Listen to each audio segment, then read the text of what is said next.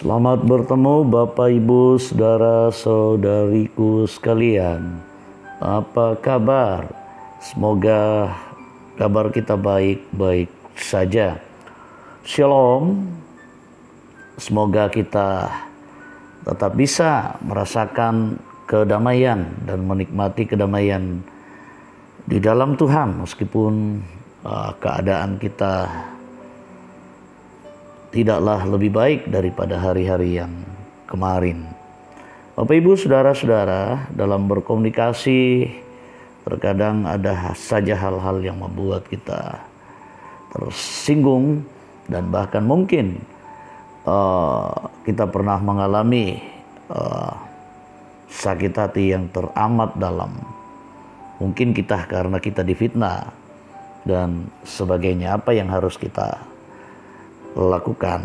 Mari kita belajar dari firman Tuhan. Sebelum itu, mari kita berdoa. Terima kasih Bapa di surga, penyertaan-Mu, kasih-Mu sepanjang masa.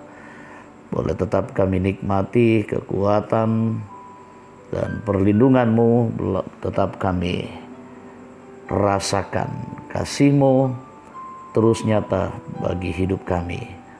Dan oleh karena itulah kami terus berserah kepadamu, menyerahkan seluruh hidup kami, dan Tuhan tuntun kami dengan caramu dan kehendak-Mu.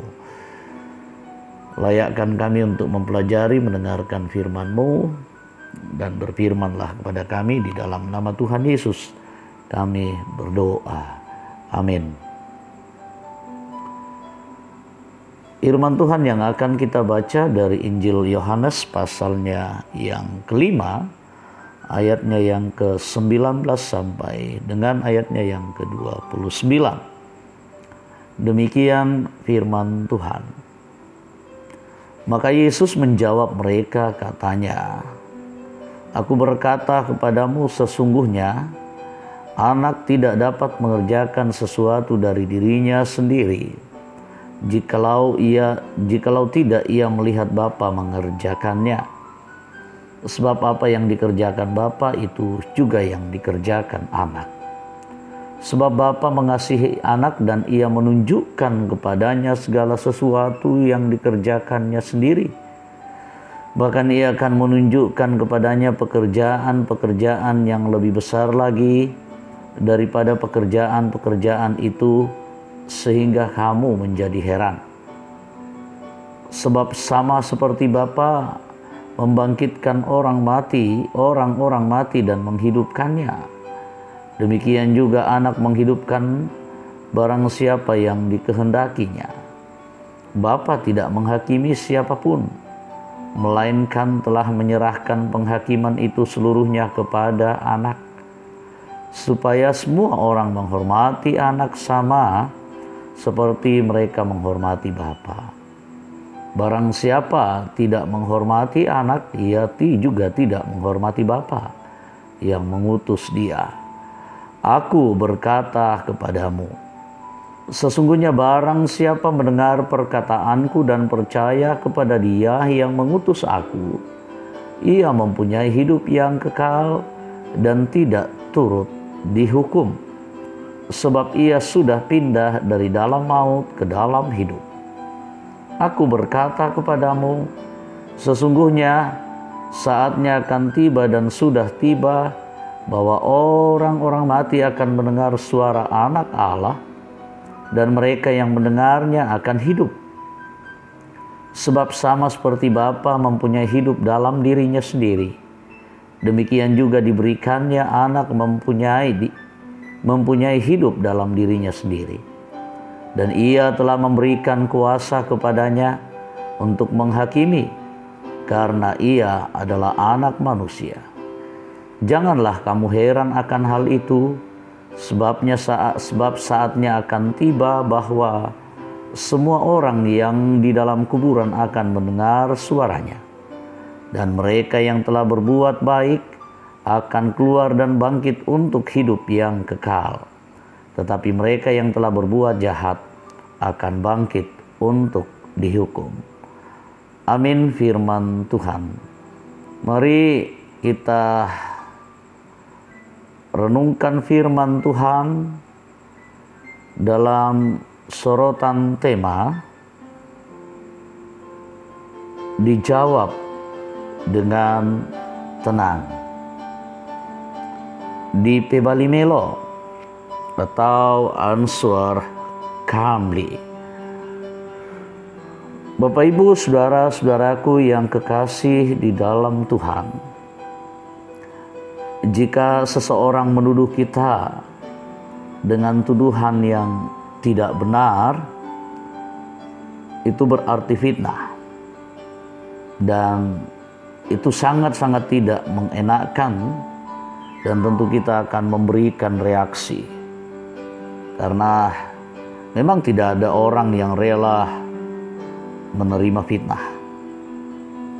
Bukankah fitnah lebih kejam daripada membunuh? Demikian ungkapan orang yang sering kita dengar. Nah, orang-orang Yahudi di sini berusaha membunuh Yesus karena dua tuduhan, yaitu tuduhan pertama, Yesus melakukan penyembuhan pada hari Sabat, dan tuduhan kedua, Yesus menyebut dirinya sebagai anak Allah. Itu bisa kita lihat dalam pasal yang kelima ayat 1 sampai 18, ayat-ayat sebelumnya dari bacaan kita. Tuhan Yesus sama sekali tidak menampakkan reaksi kemarahan terhadap tuduhan tersebut. Sebaliknya, Tuhan Yesus menjawabnya dengan amat tenang. Dia menjelaskan tentang misteri kesatuan Bapa dengan Anak. Karena kesatuan itu sehingga Anak tidak dapat mengerjakan sesuatu yang tidak berasal dari Bapa. Itu ada dalam ayat yang ke-19. Bapa mengasihi Anak. Kalau kita lihat dalam ayat 20. Sehingga Anak memiliki segala sesuatu yang dimiliki Bapa dan dimungkinkan melakukan semua yang dilakukan oleh Bapa. Jelas dalam ayat yang ke-21 sampai dengan ayat yang ke-29. Nah, Bapak Ibu, sungguh suatu jawaban yang berwibawa yang Yesus berikan. Jika dibaca sampai selesai, dalam ayat yang ke-47 memang tidak dimunculkan lagi bagaimana reaksi orang-orang Yahudi. Tetapi memang jawaban Tuhan Yesus yang amat tenang itu minimal telah meredam orang-orang Yahudi yang hampir saja melampiaskan kemarahan mereka. Nah, Bapak, Ibu, saudara-saudaraku, para sahabat yang kekasih dalam Tuhan, Tuhan Yesus mengajar kita menghadapi setiap situasi dengan tenang. Serumit apapun masalah, apabila dihadapi dengan tenang, akan menemukan jalan keluar. Sebaliknya, apabila dihadapi dengan emosional, nah justru masalah bisa semakin rumit.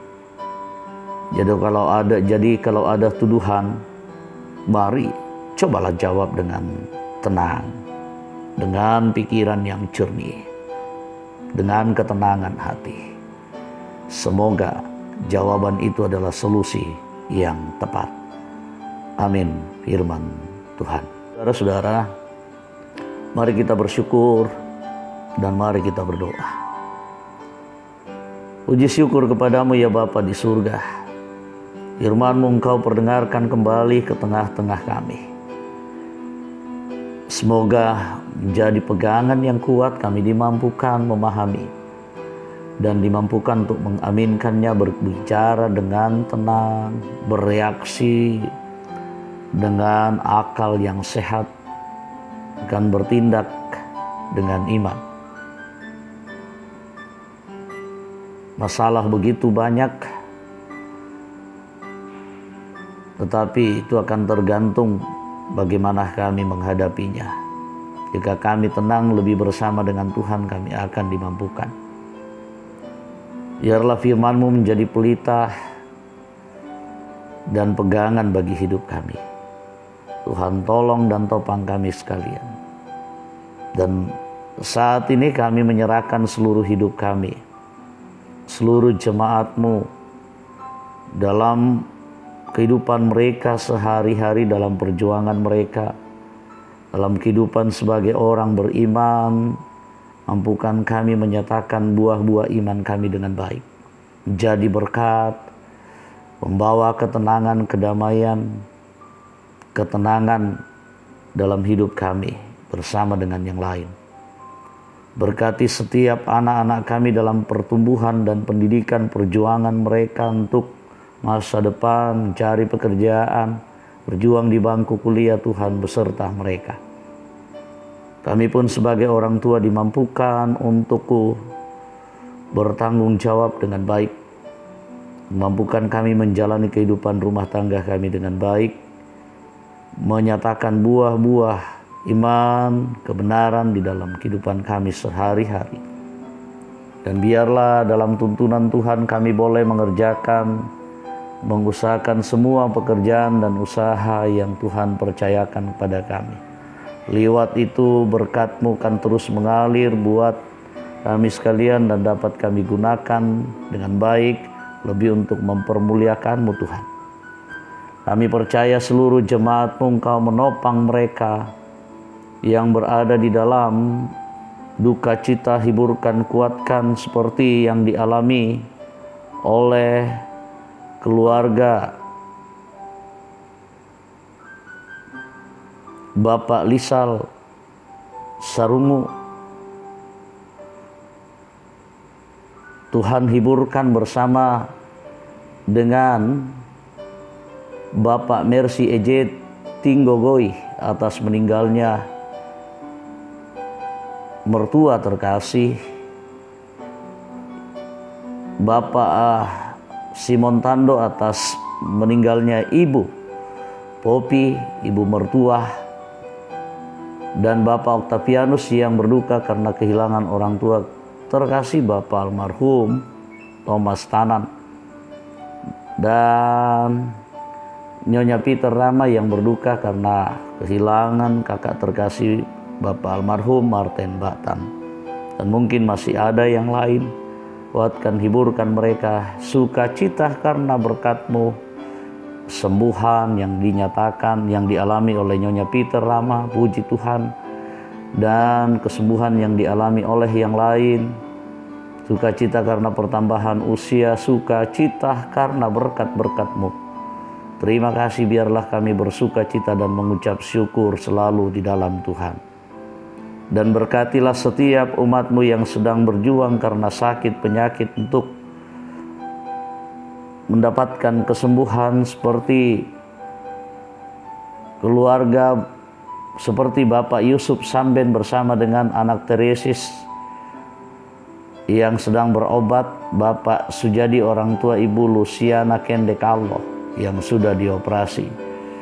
Pun kami berdoa buat Nyonya Peter Tena, Bapak Yakobus Pagiling, Bapak Daniel Lupang, Penatua Nyonya Selvi Besilambi, Nyonya Samuel Tampang, Sem anak kekasih Ibu Siska Rundu Padang, Saudari April Rompon, Nyonya P. Sampe Pandek, Bapak Penatua M. Sampe Pandek, Bapak Penatua Nop Lande, Nyonya Yohana Bura, Nyonya Hermin Bongga, Ibu Adolfina Tilang, Bapak M. Salongan, Saudara Naftali Minna, Bapak Prof. TR Andi Lolo, Nyonya F. Bon Ampu Lembang, Bapak SR Tambing, Nyonya Matius Ruru, Diaken Nyonya CH Dengen, Nyonya Dorce Tumembo, Nyonya Esther Zainuddin, Bapak Peter Pakan, Ibu Marta Batik, orang tua Bapak Peter Pakan, Bapak Julius Dengen, Bapak Efraim Pabontong, Ibu Mathilda Timisela, Nyonya Margareta Sarah, Nyonya Yusuf Dengen, Bapak Nasrul, Nyonya Ludia Kandola, Bapak Karel Paranoan, Nyonya Margareta Kobong atau Nenek Arfan, Oma Keti, Ibu Mertua, Bapak Yulianus Tato, Saudari Liliani, Bapak Leonardi Sambo, Bapak F. Andi Padang, Nakamase Elora Lewa Herila, cucu dari Bapak Frans Lebang. Nyonya Joni Doa, Nyonya Martina Rombe, Bapak Romianto, Nevi anak Bapak Moses Mapile, Jeko anak Bapak Daniel Langan, Bapak Oni S. Lakbur Lawal, Bapak Yusuf Rante, dan mungkin masih banyak yang lain. Kuatkan kami Tuhan, kiranya kami terus berpengharapan, dikuatkan dalam iman dalam menghadapi semua itu. Dan jikalau Tuhan berkenan ada kesembuhan bagi mereka, kami serahkan hidup kami, keluarga kami, jemaat-Mu, merintah bangsa dan negara kami, dan bahkan lindungi kami dalam situasi sulit saat ini.